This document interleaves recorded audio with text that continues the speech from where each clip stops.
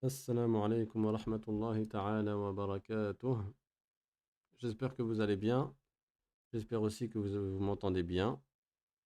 Donc là, j'ai testé un nouveau filtre dans le logiciel. Je ne sais pas si vous m'entendez bien ou pas. On va essayer, Inch'Allah. J'espère que vous entendez mieux que les fois précédentes. Aujourd'hui, Inch'Allah, on va poursuivre dans l'histoire du prophète Ibrahim alayhi salam.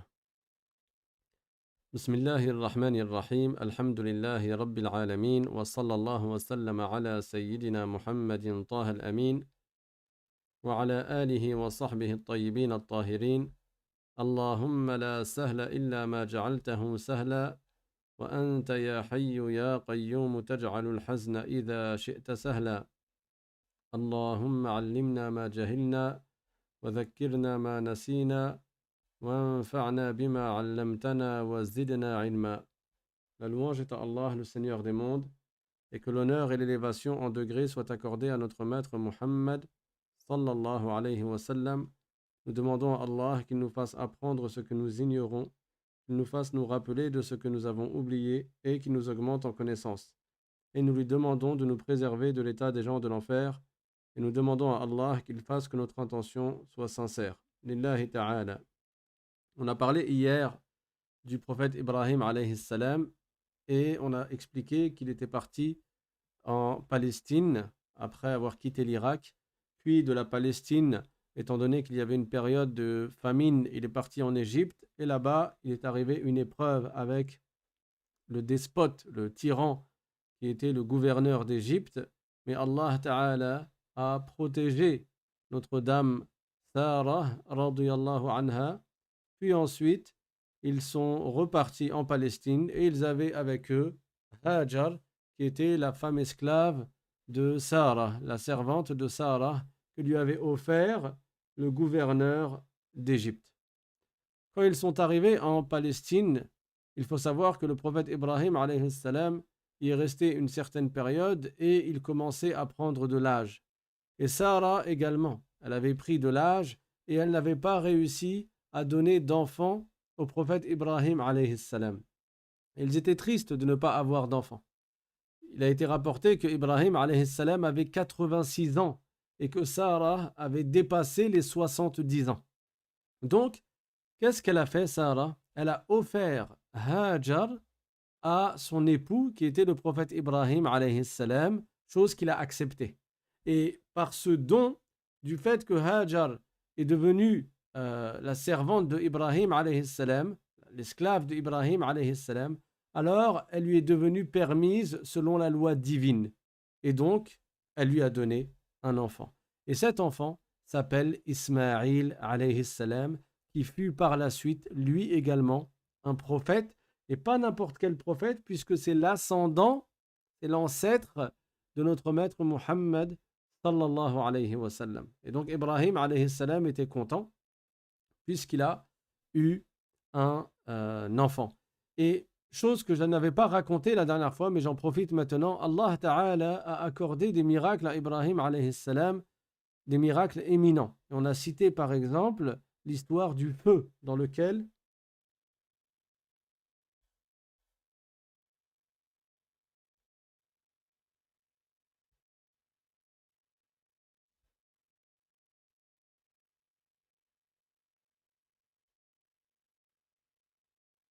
alors on me dit que ça a coupé. Les problèmes commencent. Je vais essayer de voir ce qu'il en est. Est-ce que vous m'entendez? Moi de mon côté, la connexion est bonne.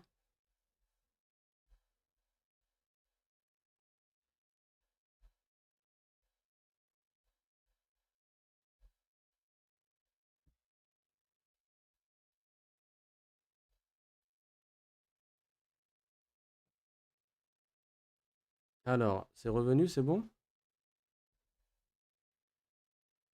Ok, où est-ce qu'on s'était arrêté alors? Subhanallah. Le son est tout bas. Ah, décidément. Alors, je vais essayer de régler ça.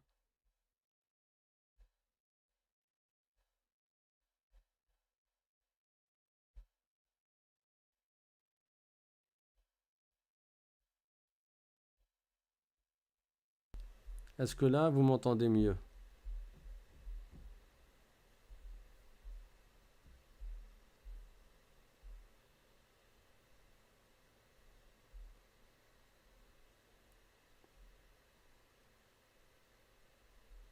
Toujours rien?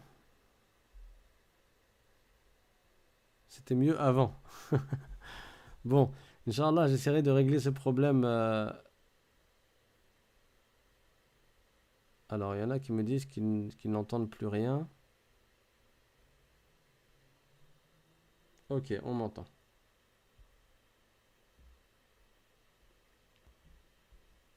Bon, je vais essayer de reprendre et vous me dites. C'est vrai que là, j'ai un dessin qui me montre qu'il y a un problème, mais je ne sais pas comment l'enlever. Bon, on me dit qu'on entend bien. Je continue alors. Essayez de, pour ceux qui entendent mal, essayez de réactualiser la page, Inch'Allah. Donc, je disais. Allahumma salli ala Sayyidina Muhammad wa ala alihi wa sahbihi wa sallim. Alors, j'essaye de parler plus fort parce qu'on me dit que le son est mauvais. Alors, je disais quoi? Qu'est-ce que je disais du coup? Je disais que le prophète Ibrahim, alayhi salam, Allah Ta'ala lui a accordé un miracle éminent qui est le fait il n'a pas été brûlé par le feu. Mais Allah subhanahu wa ta'ala lui a accordé également un autre miracle. Et c'est quoi cet autre miracle? C'est qu'il lui a montré comment a lieu la résurrection des morts. Et comment a lieu la résurrection des morts? Le prophète sallallahu alayhi wa sallam, le prophète Ibrahim alayhi salam a invoqué Allah subhanahu wa ta'ala pour qu'il le lui montre, comment a lieu la résurrection des morts. Et ceci est cité dans le Coran. Allah ta'ala dit dans le Coran: وَإِذْ قَالَ إِبْرَاهِيمُ رَبِّ أَرِنِي كَيْفَ تُحْيِي الْمَوْتَى قَالَ أَوَلَمْ تُؤْمِنْ قال بلى ولكن ليطمئن قلبي قال فخذ أربعة من الطير فصرهن إليك ثم اجعل على كل جبل منهن جزءا ثم ادعهن يأتينك سعيا واعلم أن الله عزيز حكيم. Donc dans ce verset que j'ai déjà expliqué dans un autre cours, mais c'était un cours sur le tawhid. Là, on reprend directement, j'en reparle étant donné qu'on est en train de parler du prophète Ibrahim alayhi salam. Ibrahim a invoqué Allah pour qu'il lui montre comment faire comment a lieu la résurrection des morts. Et il a été interrogé, l'ange a interrogé Ibrahim alayhi salam, awalam tu'min, c'est-à-dire mais ne crois-tu pas? Et bien sûr Allah sait que le prophète Ibrahim, il croit, il a la foi, il croit en Allah subhanahu wa ta'ala et il croit en la résurrection. Alors il a dit bala walakin liyatma'inna qalbi, c'est-à-dire si j'ai foi, je crois, mais je veux que mon cœur soit apaisé de sorte à être sûr que mon invocation est exaucée. Parce que même si les prophètes sont les meilleurs des créatures et que d'une manière générale, leur invocation est exaucée, il arrive quand même que leur invocation ne soit pas exaucée. Le prophète sallallahu alayhi wa sallam, lui-même, une fois, il a invoqué Allah et il a dit « Sa'altu rabbi thalathan fa'a'tani thintayn wa mana'ani wahida » c'est-à-dire j'ai invoqué Allah, je l'ai invoqué sur 3 choses, je lui ai demandé 3 choses, il m'en a accordé 2 et il m'en a refusé une. Donc même Ibrahim alayhi salam, il voulait être tranquillisé sur le fait que son invocation soit exaucée. Et Allah Ta'ala lui a exaucé son invocation et un ange lui a donné la manière de faire. Il lui a dit prends 4 oiseaux. Donc il a pris 4 oiseaux différents. Il a pris un paon, un coq, etc. Comme j'avais raconté la dernière fois. Et il les a coupés, il les a égorgés, il a mélangé le sang avec le sang, les plumes avec les plumes, la chair avec la chair, les os avec les os, et il a gardé les têtes. Et il a mis une partie de tout ce mélange-là sur 7 montagnes différentes. Puis, il les a appelés. Et quand il leur a dit de venir, il a vu comment chaque partie de sang s'était réunie avec la partie de sang qui lui correspondait. Chaque partie de chair s'était réunie avec la chair qui lui correspondait. Chaque plume se réunissait avec la plume qui lui correspondait, etc. Jusqu'à ce que les quatre oiseaux sont arrivés l'un séparé de l'autre. Mais il leur manquait la tête. Et ils sont arrivés jusqu'au prophète Ibrahim, alayhi salam. Et quand le prophète Ibrahim mettait en avant la tête d'un autre oiseau, pour un oiseau, alors cet oiseau reculait. Il ne voulait pas de cette tête-là qui n'était pas la sienne. Et quand il lui proposait sa vraie tête, alors il avançait. Et c'est ainsi que la tête se rattachait avec le corps. Et après les oiseaux, ils sont repartis dans les airs, ils se sont envolés. Allah Ta'ala a accordé ce miracle au prophète Ibrahim, alayhi salam, où il a vu la résurrection des morts. Et la demande du prophète Ibrahim, alayhi salam, n'indiquait pas du tout qu'il doutait de la toute-puissance d'Allah ou qu'il doutait de la réalité de la résurrection, mais il voulait juste s'assurer que son dua soit exaucé. Donc, je ferme la parenthèse sur cette histoire que je voulais raconter la dernière fois et que je n'avais pas raconté. Maintenant, on va revenir dans la chronologie des événements. Hajar est donc devenu l'esclave du prophète Ibrahim alayhi salam et selon la loi divine, elle lui était licite et elle lui a donné un enfant qui était Ismaïl. Le prophète Ibrahim alayhi salam, par ordre d'Allah subhanahu wa ta'ala, il a pris Hajar et son fils Ismaïl et les a emmenés à la Mecque. Je vous rappelle qu'ils étaient en Palestine. Il les a emmenés à côté de l'emplacement de la Kaaba. La Kaaba n'était pas encore construite. Je vous avais déjà dit que Adam alayhi salam avait construit la Kaaba, mais que cette Kaaba n'était plus présente après le déluge. Certains ont dit qu'elle a été détruite par le déluge et d'autres ont dit qu'elle a été élevée au ciel. Mais il ne restait que les fondations. Il restait ce qui montrait, ce qui indiquait l'emplacement de la Kaaba. Et à cette époque-là, il n'y avait pas d'eau, il n'y avait pas de végétation, il n'y avait rien à côté de la Kaaba et de l'emplacement de la Kaaba. C'était désertique, il n'y avait absolument rien. Alors, on me dit qu'il y a beaucoup de coupures pour certains. Est-ce que tout le monde a des coupures ou c'est que quelques personnes ?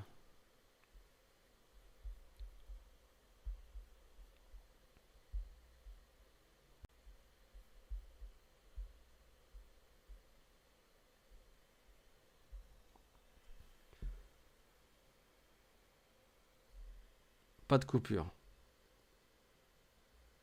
Ok, très bien. Bon, je continue alors. Donc, ils sont partis à la Mecque, et à la Mecque, il n'y avait absolument rien encore. Il n'y avait personne qui y vivait, il n'y avait pas d'animaux, il n'y avait pas d'oiseaux, il n'y avait pas de végétation. C'était vraiment le désert. Et Ibrahim, alayhi salam, il a laissé Hajar avec Ismaïl là-bas, et il est reparti.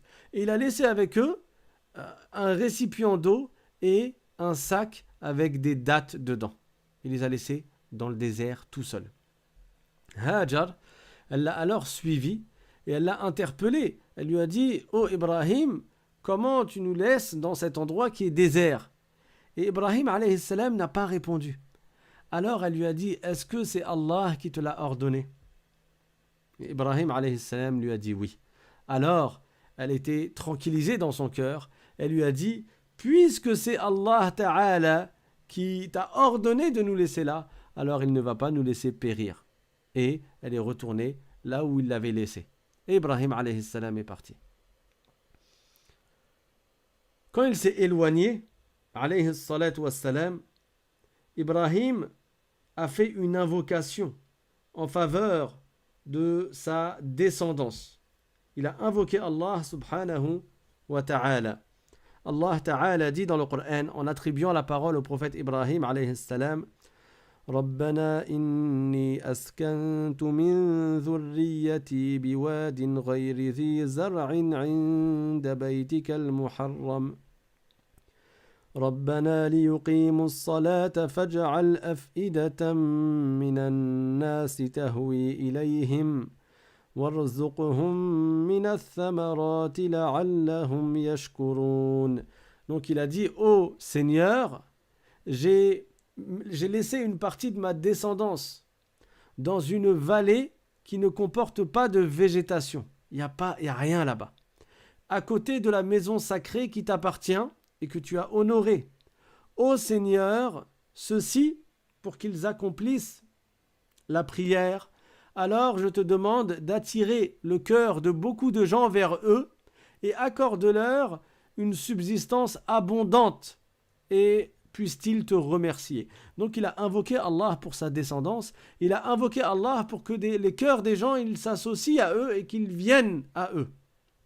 Alors, Hajar, qui est la mère de Ismaïl, elle est restée à cet endroit dans lequel Ibrahim alayhi salam l'avait laissé, et elle s'est mise à allaiter son fils, Ismaïl, et elle buvait de l'eau que Ibrahim leur avait laissée.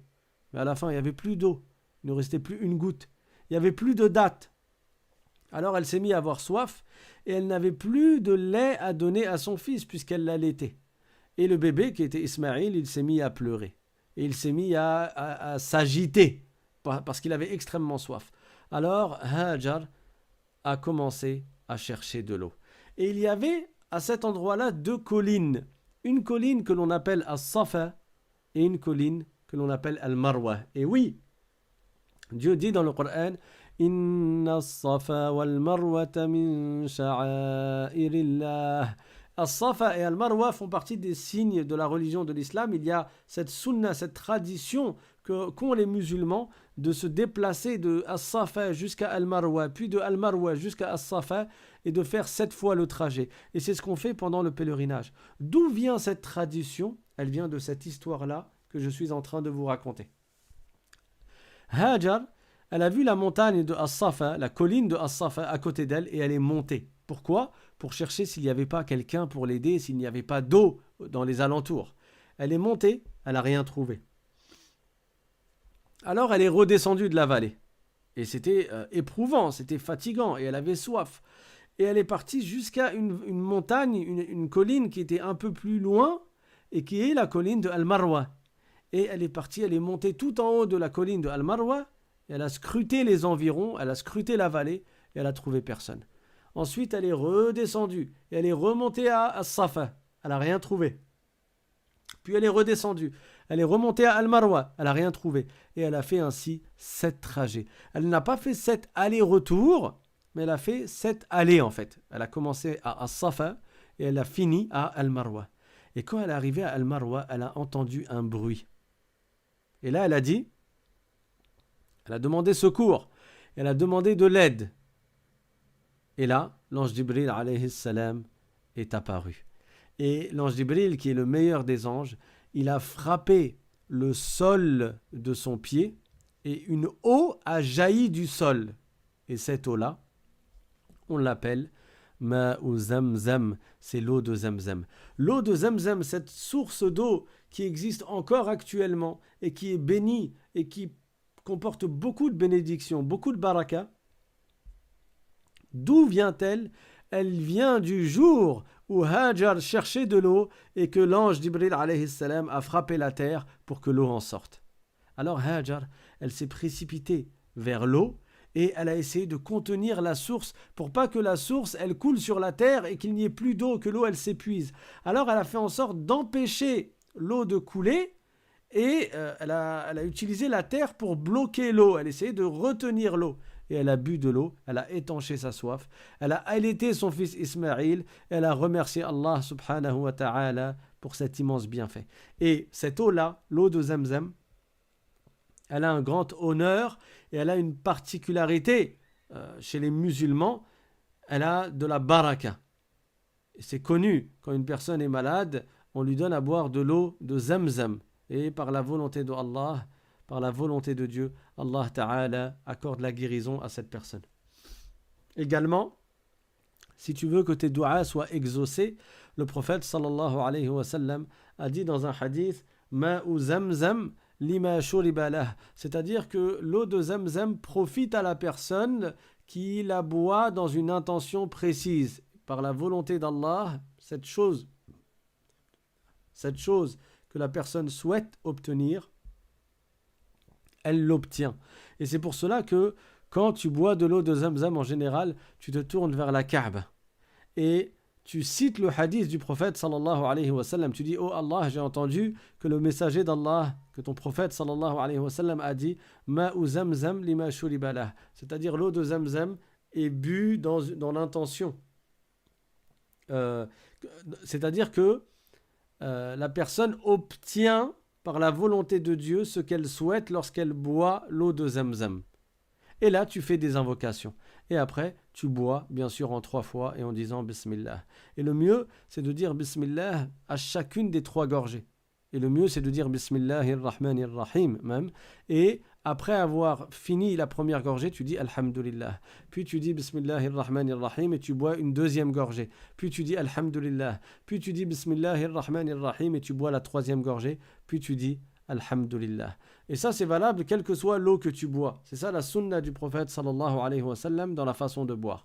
Mais l'eau de Zamzam, elle a cette particularité-là. Donc, étant donné qu'il y a eu une source d'eau, qu'est-ce qui s'est passé? Les oiseaux ont commencé à tourner dans le ciel au-dessus du point d'eau. Et comme il y avait des oiseaux qui tournaient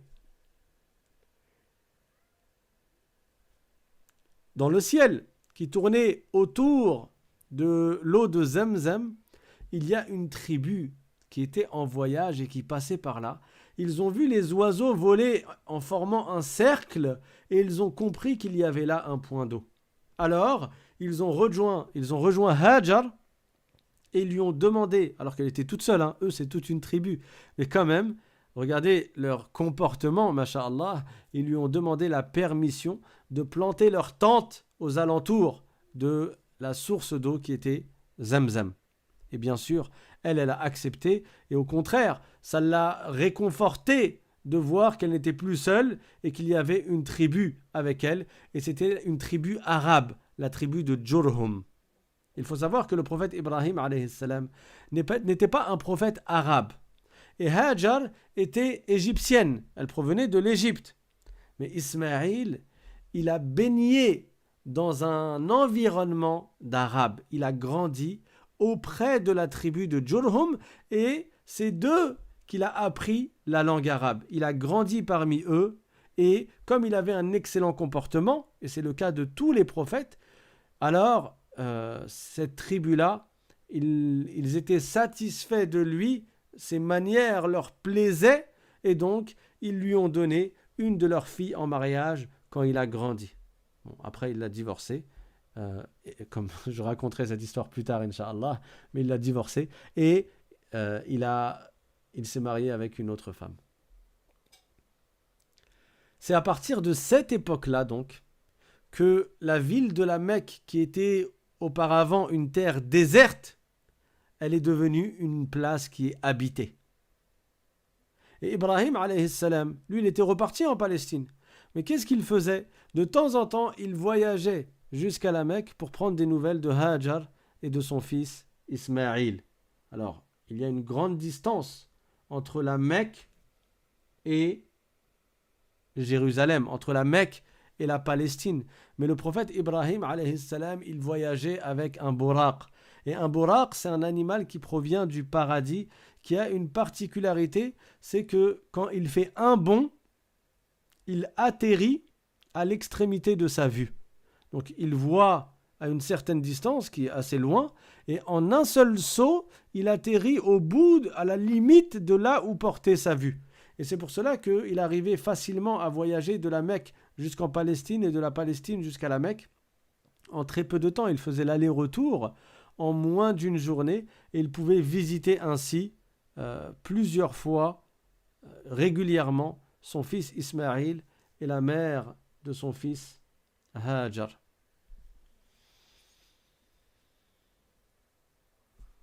Alors, il est quelle heure? Il est 40. Est-ce qu'on continue? Du coup, on a été un peu embêté par les problèmes de connexion. Alors, on va continuer un peu quand même. Ibrahim alayhi salam, un jour, alors que son fils Ismaïl était devenu un enfant, c'était devenu un jeune garçon, Allah Ta'ala a accordé à aux deux prophètes, Ibrahim et Ismaïl, une épreuve parmi les plus grandes épreuves. C'est quoi cette épreuve? C'est que le prophète Ibrahim alayhi salam a fait un rêve. Et ce rêve, quand les prophètes font un rêve, c'est une révélation de la part d'Allah subhanahu wa ta'ala.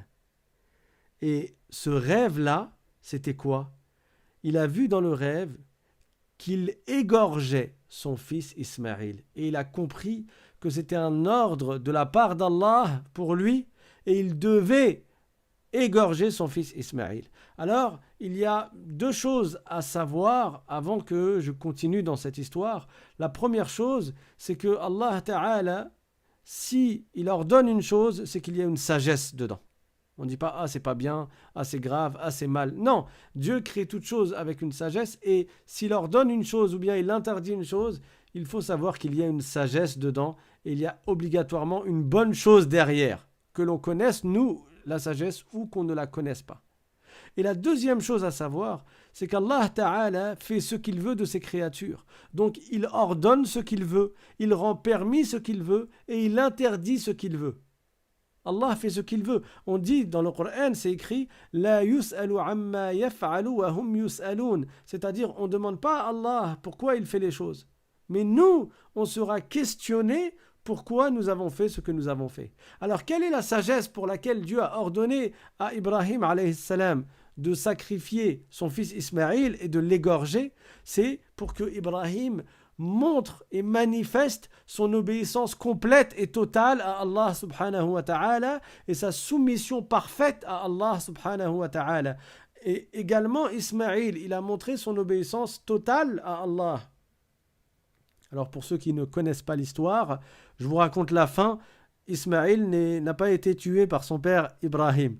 Il a obéi à Allah, il a essayé d'égorger son fils, mais Allah a voulu que le couteau ne coupe pas. On y reviendra, Inch'Allah, mais c'est pour que vous connaissiez quand même la fin de l'histoire. Et il y a un bélier qui est descendu du paradis et il est devenu, ce bélier, une compensation pour le sacrifice d'Ismaïl. Et c'est cela la sunna du jour de l'Aïd, Aïd al-Adha, quand on égorge un mouton ou un bélier ou une chèvre, etc.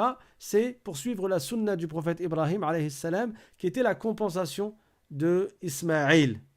Quoi qu'il en soit, Ibrahim a reçu l'ordre d'égorger son fils Ismaïl. Allah Ta'ala dit dans le Coran وَقَالَ إِنِّي ذَاهِبٌ إِلَى رَبِّي سَيَهْدِينَ رَبِّ هَبْ لِي مِنَ الصَّالِحِينَ فَبَشَّرْنَاهُ بِغُلَامٍ حَلِيمٍ فَلَمَّا بَلَغَ مَعَهُ السَّعْيَ قَالَ يَا بُنَيَّ إِنِّي أَرَى فِي الْمَنَامِ أَنِّي أَذْبَحُكَ فانظر ماذا ترى قال يا أبت افعل ما تؤمر ستجدني إن شاء الله من الصابرين.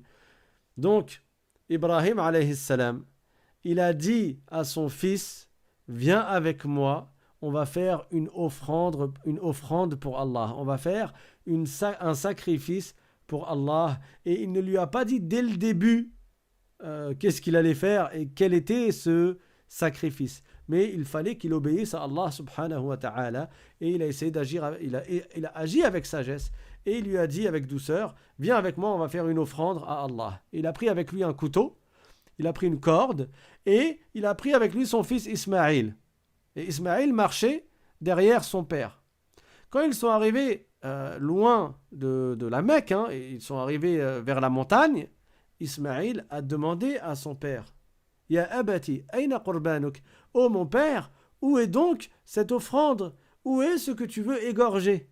Et c'est là qu'Ibrahim alayhi salam lui a dit Ya bunayya inni ara fil manami anni azbahuk, comme c'est cité dans Surat As-Saffat dans le Coran. C'est-à-dire, ô mon fils, j'ai vu dans le rêve que je t'égorgeais.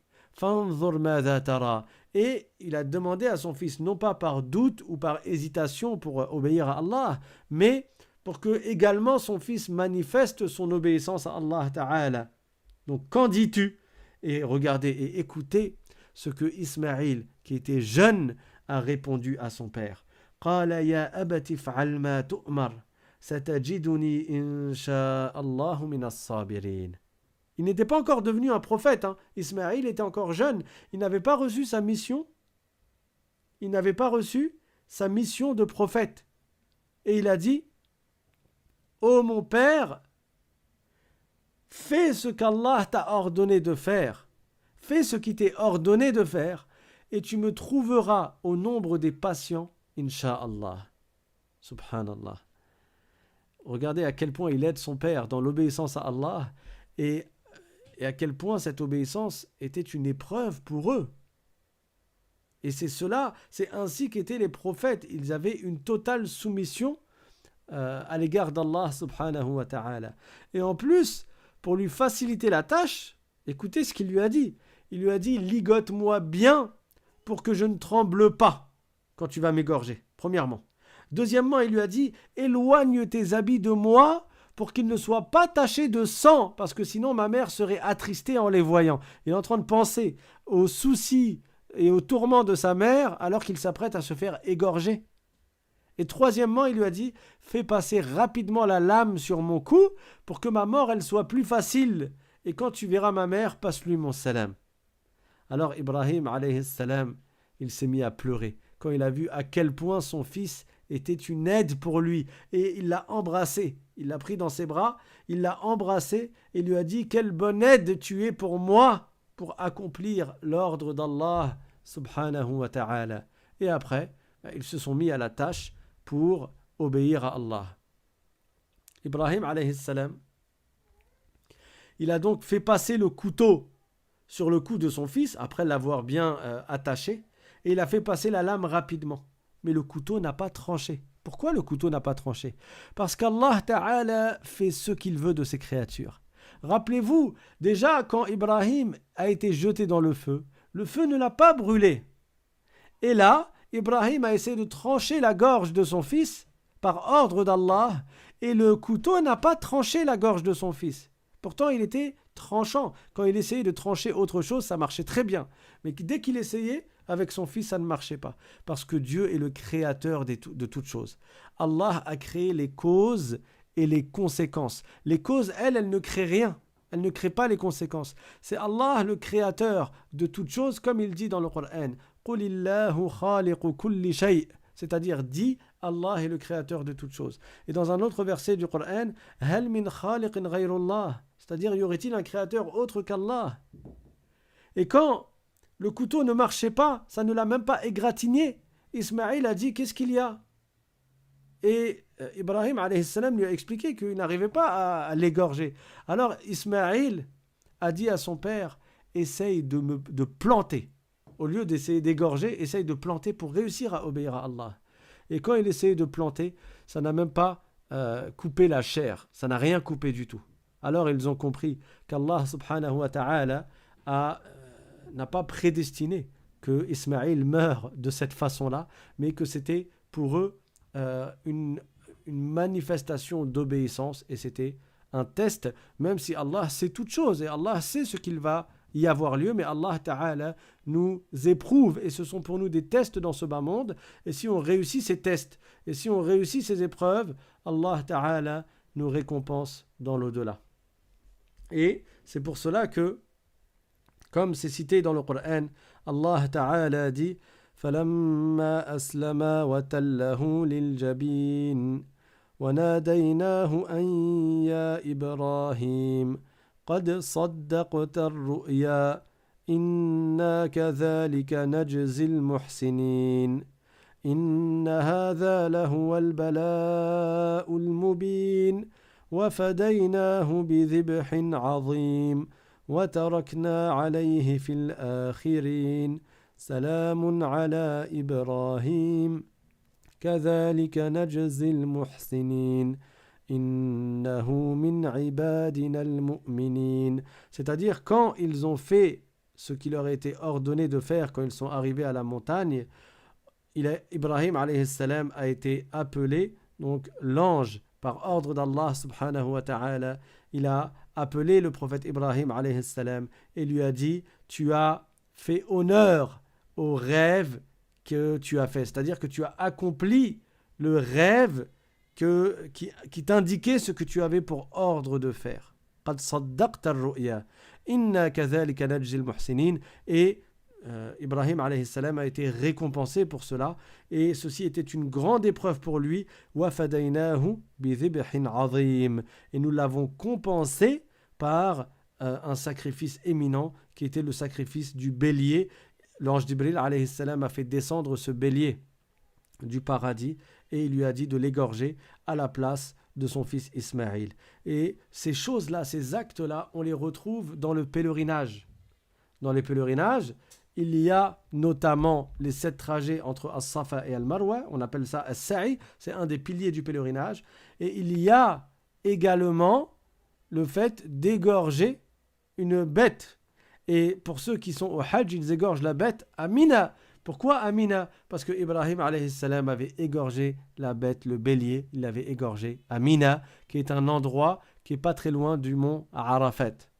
Arafat, on en a déjà parlé, c'est là où le prophète Adam alayhi salam avait retrouvé Hawa, Ève. C'est pas loin de la Mecque. Vous voyez que cette région-là, elle a une très très grande histoire en islam à travers un grand nombre de prophètes. J'ai déjà cité plusieurs prophètes qui étaient partis à la Mecque, n'est-ce pas? Et Ismaïl a vécu à la Mecque et il a appelé les gens à l'islam. Après s'être marié, il est devenu prophète. Il faut savoir que quand Ibrahim alayhi salam avait pris le chemin pour égorger son fils par obéissance à Allah, Iblis lui est apparu 3 fois. À 3 reprises, à 3 endroits qui étaient proches les uns des autres, Iblis est apparu pour essayer de le dissuader d'obéir à Allah. Il essayait de l'inciter à désobéir à Allah. Et qu'est-ce que Ibrahim alayhi salam faisait dans chacune de ces 3 fois-là? Il l'a lapidé, il lui a jeté des pierres, il lui a lancé des cailloux pour l'humilier et pour lui montrer qu'il ne l'écoute pas.